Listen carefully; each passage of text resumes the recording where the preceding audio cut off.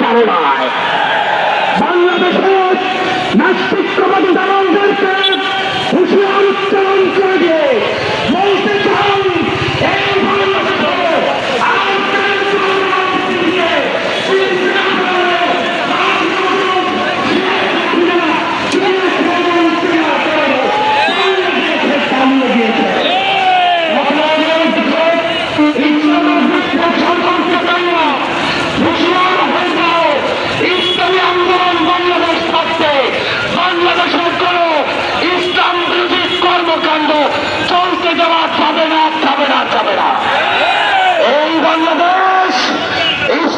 বাংলাদেশ, এই বাংলাদেশ কলেমার বাংলাদেশ।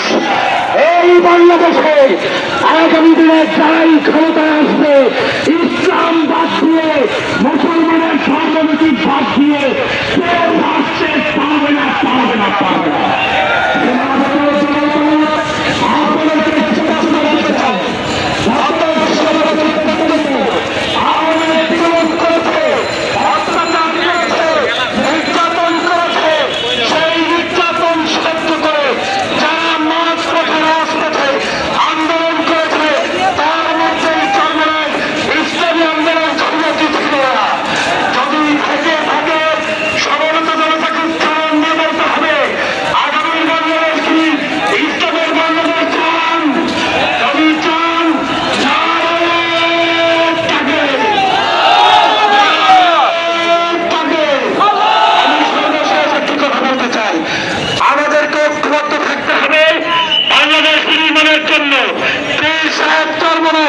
যেভাবে উত্তর দিয়েছে,